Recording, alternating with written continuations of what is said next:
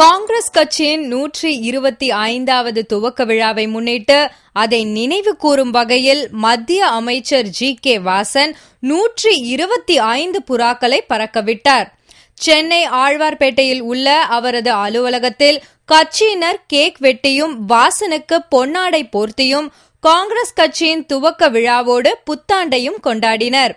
நிருபர்களை சந்தித்த வாசன் தமிழகம் முழுவதும் பட்டி தொட்டிகள் தோறும் காங்கிரஸ் கட்சி கொடி பறக்க விடப்படும் என்று தெரிவித்தார்.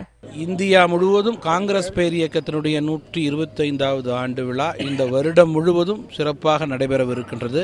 குறிப்பாக தமிழகத்திலே பட்டி தொட்டி எங்கும் காங்கிரஸ் பேர் இயக்கத்தினுடைய மூவர்ண கொடி பட்டொலி வீசி பறக்கும் வகையிலே பல்வேறு நிகழ்ச்சிகள் மிகச் சிறந்த முறையிலே வருடம் முழுவதும் தொடர்ந்து நடைபெறும்.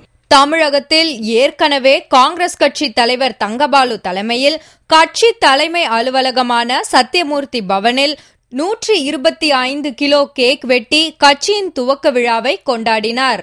இது ஒரு புறம் இருக்க, மத்திய அமைச்சர் வாசனின் ஆதரவாளர்களோ ஆழ்வார்பேட்டையில் உள்ள அவரது கட்சி அலுவலகத்தில் 125 புறாக்களை பறக்கவிட்டு காங்கிரஸ் கட்சியின் துவக்க விழாவை கொண்டாடினர். அதோடு வாசன் ஆதரவாளர்கள் கேக் வெட்டியும் பொன்னாடைகள் அணிவித்தும் தங்கள் தலைவரை குஷிப்படுத்தினர். காங்கிரஸ் கட்சிதான் சுதந்திரம் வாங்கி கொடுத்தது என்று மூத்த கதர் சட்டைவாதிகள் கூறுவதுண்டு.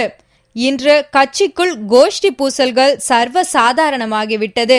எப்படியோ 125 புறாக்களுக்கு சுதந்திரம் கிடைத்துவிட்டது.